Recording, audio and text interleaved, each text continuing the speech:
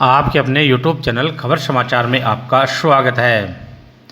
56 लाख के टपुकड़े पर पीडब्ल्यूडी ने दी अपनी सफाई। प्रतिष्ठा पारीक ने बढ़ाई राजकीय कनोई बालिका उच्च माध्यमिक विद्यालय की प्रतिष्ठा। जेडीजे फायरिंग प्रकरण के आरोपी की जमानत हुई खारिज। बरसाती पानी के निकासी को लेकर सांड चौक में मोहल्ले वासियों ने किया प्रदर्शन। बजरंगी गौ चिकित्सालय का हुआ भूमि पूजन। दिन भर की खबरों के लिए देखते रहिए खबर समाचार।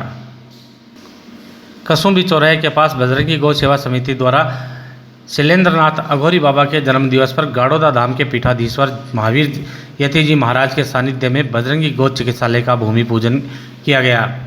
पंडित मोहित शास्त्री के वैदिक मंत्रोच्चारण के साथ नारायण प्रसाद लड़ा, पवन सोनी, दीपचंद प्रजापति ने सपत्नीक भूमि पूजन किया। इस अवसर पर उपस्थित जनों को संबोधित करते हुए महावीर यतीजी महाराज ने कहा कि बजरंगी गौ सेवा समिति द्वारा बनाया जा रहा गौशाला चिकित्सालय क्षेत्र के गौवंश की सेवा सुरक्षा में फायदेमंद रहेगा। इस अवसर पर वैद्य पूर्णानंद उपाध्याय, ओम प्रकाश बागड़ा कसुम्भी, पार्षद रेवंतमल पंवार, विकी ढेनवाल, पवन प्रजापत, राजेंद्र पथानिया, सुरेश अरोड़ा, अरविंद सामरिया, विनोद सेन, गजानंद धारीच, कालूराम बाबरिया, विकास सोनी, अमित डांवर लाडनू, अनिल पिलानिया, हरिप्रसाद प्रजापत, विकास ढेनवाल, करण सांखला, अजय यादव, ऋतिक सैनी, अभिषेक प्रजापत, अमित, विकास, प्रियांशु, सूर्य तेजस्वी, पप्पूराम सहित अनेक गणमान्य जन व कार्यकर्ता उपस्थित थे। बजरंगी गौ सेवा समिति के अध्यक्ष बबलू बजरंगी ने अतिथियों एवं गौ भक्तों का आभार व्यक्त किया।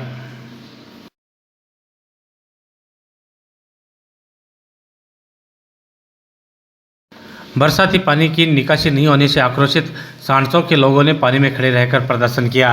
प्रदर्शन के दौरान मोहल्ले वासियों ने नगर परिषद के खिलाफ जमकर नारेबाजी करते हुए नगर परिषद पर संवेदनहीन होने के आरोप लगाए। मोहल्ले वासियों का आरोप है कि जल भराव की समस्या लंबे समय से है। अनेक बार प्रदर्शन एवं आंदोलन करने के बाद भी इसका स्थायी समाधान अभी तक नहीं हुआ है। भाजपा नेता गणेश मंडावरिया ने बताया कि चापटिया तलाई की खुदाई की मांग अनेक बार की जा चुकी है, लेकिन नगर परिषद द्वारा इसकी खुदाई नहीं करवाई गई है। मोहल्ले वासियों का कहना है कि किसी के घर परिवार में मौत हो जाए तो अंतिम यात्रा को किस प्रकार शमशान या कब्रिस्तान लेकर पहुँचें। प्रदर्शन के दौरान पार्षद मनोज पारीक, पार्षद रेवंतमल पंवार, टीम हरे का सारा के संयोजक श्याम स्वर्णकार, प्रेम स्वामी, शिव भगवान चौहान, नरेंद्र गुर्जर, रविंद्र पांडे, राजकुमार बोरा, रमेश प्रजापत, गोविंद, विष्णु, विपिन प्रजापत, मंजू देवी, द्रौपदी देवी, दिनेश जांगीड़, सुनीता, हरिओम, प्रदीप प्रजापत, सुनील प्रजापत सहित अनेक मोहल्लेवासी उपस्थित थे।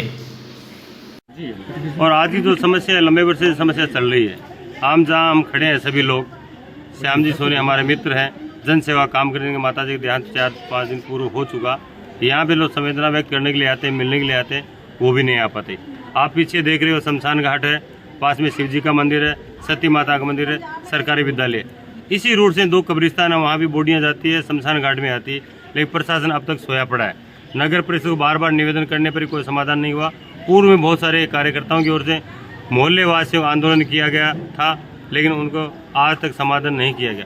रात्रि को मैंने कमिश्नर साहब को फ़ोन किया था, एसडीएम साहब को फ़ोन किया था, वहाँ के इंचार्ज है ही नहीं, उनको भी कहा था कि एक चापटिया तालाब गंदा पानी से पूरा भर चुका है, लोग तरह तरह करें। लगभग आपको पता 4 घंटे तक लाइट भी गई थी, महिलाएं घर में काम भी नहीं कर पा रही थी, बिजलियाँ चमक रही थी, गड़क रही थी, और कब्रिस्तान रोड में बड़े बड़े खड्डे हैं।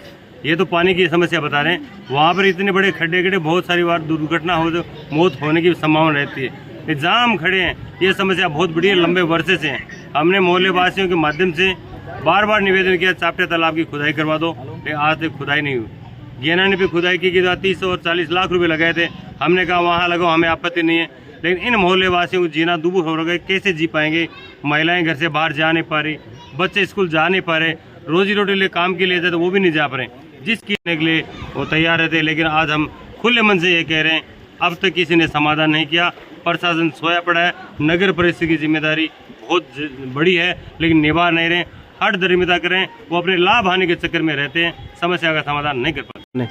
लोग कई दिनों परेशान है, लोग अब सब यात्रा अंतिम सब यात्रा ले रहे तो घुटना तक भी पानी रहे वे पहले दुखी हुए, अट आवे जहाँ और दुखी हो जा। आज श्याम जी के घर माता जी का देहांत हुआ, तो आज कोई बैठे ना हुए, तो आज बाकी स्थिति आए कि बैठे ने किया भाई गंदगी वाड़ा मायने आपने किस किस को अवगत करवाया इस पानी के बारे में? पहला भी बड़ धरनो प्रदर्शन करेड़ो है पिछ भी स्कूल के ने आज तक कोई समस्या समाधान को नहीं हो और 8 जगह भी आवे सब बड़ा स्तर पर राजनीतिकरण आवे धरना प्रदर्शन चल रहे हैं, सब फोटो खींच लेवे और कोई रोल को नहीं सबको।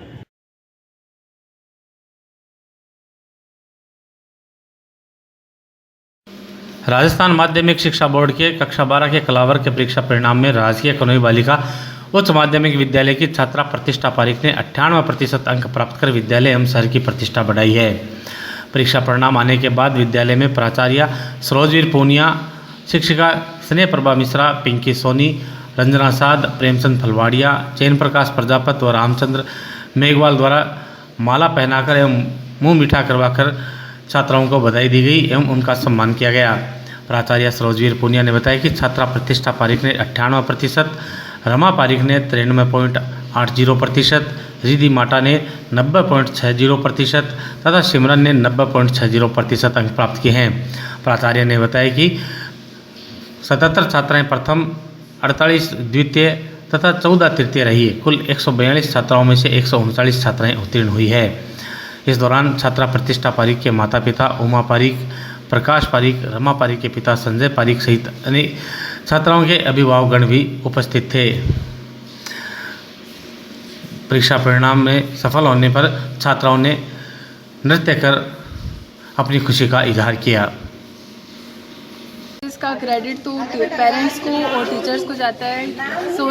सब सोचते हैं कि गवर्नमेंट स्कूल है, नंबर नहीं आएंगे या अच्छे नंबर नहीं बन सकते, लेकिन इस स्कूल ने वो सब गलत साबित किया है। यहाँ के टीचर्स बहुत अच्छे हैं, बहुत अच्छा पढ़ाते हैं। मैंने कोई कोचिंग, कोई ट्यूशन नहीं की।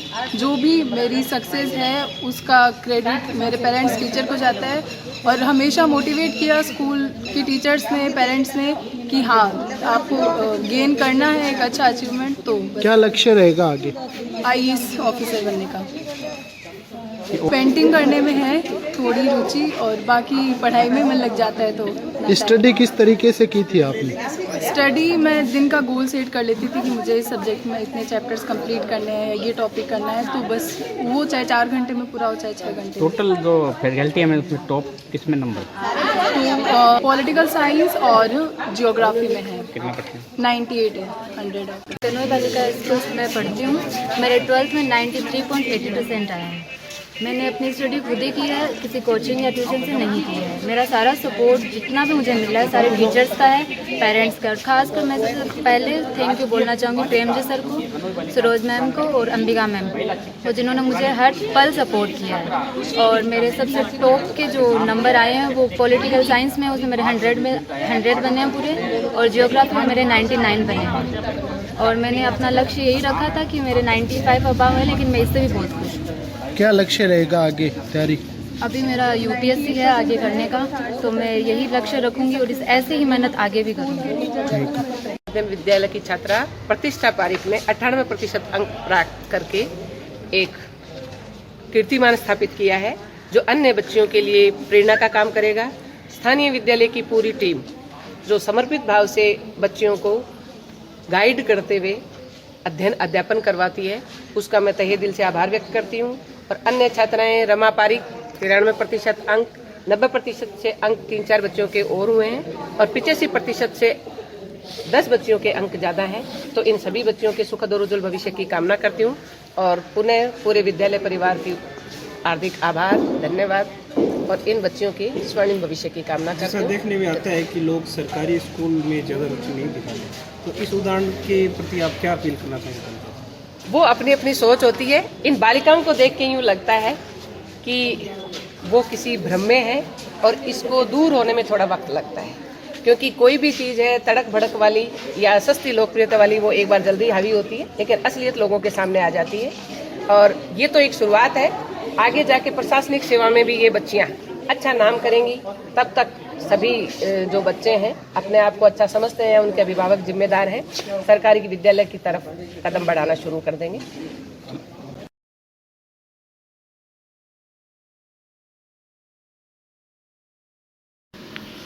JDJ ज्वेलर्स फायरिंग प्रकरण के आरोपी रोहित गोदारा गैंग के गुर्गे रूप सिंह की जमानत याचिका को अपर जिला एवं सत्र न्यायालय ने खारिज कर दी है।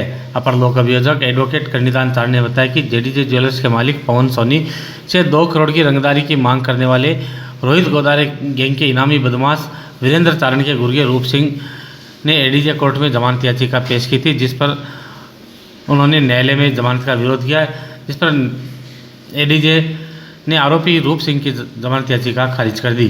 एडवोकेट चारण ने बताया कि षड्यंत्र में शामिल होने के साथ ही आरोपी रूप सिंह ने फायरिंग करने वाले बदमाशों के खाते में वक्रांगी ई मित्र से धनराशि जमा करवाई थी। आपको बता दें कि जेडीजे ज्वेलर्स फायरिंग प्रकरण में पुलिस ने फायरिंग करने वाले तीनों आरोपियों तथा एक महिला सहित करीब 6 जनों को अब तक गिरफ्तार कर लिया है। कस्बा सुजानगढ़ के स्वर्णकार पवन जी सोनी जो जेडीजे ज्वेलर्स के प्रोपराइटर है, उनसे रोहित गोदारा गैंग जो कि लॉरेंस गैंग से जुड़ा हुआ अपराधी है, उसने रंगदारी में 2 करोड़ रुपए की मांग की थी। अगर वो 2 करोड़ रुपए नहीं देते हैं तो उसको जान से मारने की धमकी दी थी। उस पर कस्बा सुजानगढ़ के अंदर वीरेंद्र चारण और उसकी गैंग के द्वारा पवन जी जो जेडीजे ज्वेलर्स के मालिक है, उनकी फर्म के ऊपर अंधाधुंध फायरिंग की। उस फायरिंग के अंदर 3 मुलजिम जो वहां पर आए थे मौके पर, उन मुलजिमानों को रोकने, उनमें षड्यंत्र में शामिल होने, प्लस उन मुलजिमानों को धनराशि उपलब्ध कराने, उनको सुविधा मुहैया कराने, उस षड्यंत्र के अंदर एक आरोपी था रूप सिंह, जिसकी जमानत माननीय न्यायालय ने खारिज कर दी है।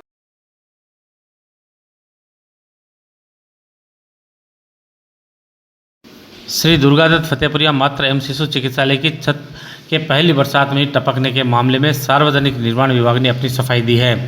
विभाग के सहायक अभियंता मोहित पारासर ने बताया कि विधायक मनोज मेघवाल ने एमसीएच के लिए 20 लाख रुपए स्वीकृत किए थे, जिनमें से करीब 19 लाख रुपए खर्च किए गए हैं। सार्वजनिक निर्माण विभाग द्वारा किए गए कार्यों की जानकारी देते हुए पारासर ने बताया कि पीएमओ साहब द्वारा बताए गए कार्य किए गए हैं। एमसीएच की छत टपकने को लेकर पार्षद मनोज पारिक ने जिला कलेक्टर को ईमेल से पत्र भेजकर जीर्णोद्धार कार्य में बरती गई अनियमितता एवं गुणवत्ता की कमी व लापरवाही बरतने की निष्पक्ष जांच करवाकर दोषियों के विरुद्ध कार्यवाही करने की मांग की है। आपको बता दें कि करीब एक दशक पहले जब फतेहपुरिया मातृ एवं शिशु चिकित्सालय का इस नए भवन का निर्माण हुआ था और निर्माण के तुरंत बाद ही इसकी छत एवं दीवार पर दरारें दिखाई देने लगी थी, लेकिन उस समय भी तत्कालीन पीएमओ द्वारा संबंधित ठेकेदार के खिलाफ कोई कार्यवाही नहीं की गई तथा निर्माण को सुरक्षित मानते हुए अपने हैंडओवर में ले लिया, जिसे लेकर समय समय पर अनेक बार एमसीएच के घटिया निर्माण को लेकर शिकायतें भी की गई, लेकिन प्रशासन द्वारा संबंधित ठेकेदार के खिलाफ किसी प्रकार की कोई कार्यवाही नहीं की गई थी। इसके बाद अब जब जीर्णोद्धार का काम हुआ है तो उसमें भी अस्पताल की छत की मरम्मत का काम नहीं किया गया, जिसके कारण छत टपकने लगी है और भर्ती मरीजों एवं उनके परिजनों तथा वहां पर काम कर रहे स्टाफ की जान जोखिम में है। जन चर्चा है कि जब एमसीएच का निर्माण व जीर्णोद्धार गुणवत्तापूर्ण नहीं हुआ है तो फिर पीएमओ द्वारा इस भवन में एमसीएच को शुरू करने की ऐसी क्या जल्दी थी। एमसीएच विंग में कल बारिश के बाद छत टपक रही है। पीडब्ल्यूडी ने कौन से कार्य किए थे और क्या कहेंगे इस कार्य को लेकर? पीडब्ल्यूडी ने एमएलए लेड से एमएलए साहब ने 20 लाख रुपए स्वीकृत किए थे, जिसमें 19 लाख का लगभग कार्य हुआ, जिसमें पीडब्ल्यूडी द्वारा भवन के उत्तर और पश्चिम की ओर टाइल लगाने का कार्य, वहाँ पे बहुत कचरा पड़ा हुआ था वो सब हटाया, और उसके बाद टाइल लगाने का कार्य, वहाँ जनरेटर रूम बनाने का कार्य, वेस्टेज रूम बनाने का कार्य, एक कुंड बनाने का कार्य किया है, नए छज्जे लगाने का कार्य किया है, बाथरूम का पुनरुद्धार किया है, और जहाँ पे प्लास्टर पूरा छिन-भिन हुआ था उस प्लास्टर को तोड़कर नया करने का कार्य किया है, उस पर पेंट का कार्य किया है, और पीडब्ल्यूडी ने ऑपरेशन थिएटर वगैरह में और कई कमरों में टाइल लगाने का कार्य किया, और कई जो पीएमओ साहब ने बताए थे कमरे जिनमें पुरानी पार्टीशन वॉल को तोड़ के उनको नए तरीके से कमरों को प्रयोग में लेना था, उनको वो कार्य किया है, और कहीं पे नई पार्टीशन वॉल बनानी है वो कार्य किया है, और डॉक्टरों के हिसाब से वहाँ सिंक लगाने का या स्लैब लगाने का, इस तरीके के कार्य 20 लाख रुपए से किए गए हैं। बाकी 15 लाख रुपए से उन्होंने एमएलए साहब ने बिजली का कार्य करने के लिए दिए थे, वो पीडब्ल्यूडी ने कार्य नहीं कराया है, और जो बताया जा रहा है कि 21 लाख रुपए सेठ जी ने कोई कार्य कराया था वो भी पीडब्ल्यूडी द्वारा नहीं कराया गया है। इतना कार्य किया। सर छत टपकने का क्या कारण सामने है? छत टपकने का तो हमने जाके जब देखा तो वहाँ पे ऊपर जो वाटर निकलने के लिए, पानी के लिए नाले जो लगे हुए हैं रेन वाटर वाले, उनको मिट्टी पड़ी हुई थी उनमें और वो डटे हुए थे। तो पानी थोड़ा सा इकट्ठा हुआ है छत पे, जिससे कि थोड़ी सीलन आई है नीचे, और वो सीलन से एक जगह पानी सीलन से इकट्ठा होके कुछ बूंदे गिरा है। और उसलिए क्योंकि अभी ये हॉस्पिटल का कार्य है और हॉस्पिटल जारी है, ये कार्य हम इमरजेंसी के तौर पे जल्दी से जल्दी कराने की कोशिश करते हैं इसमें।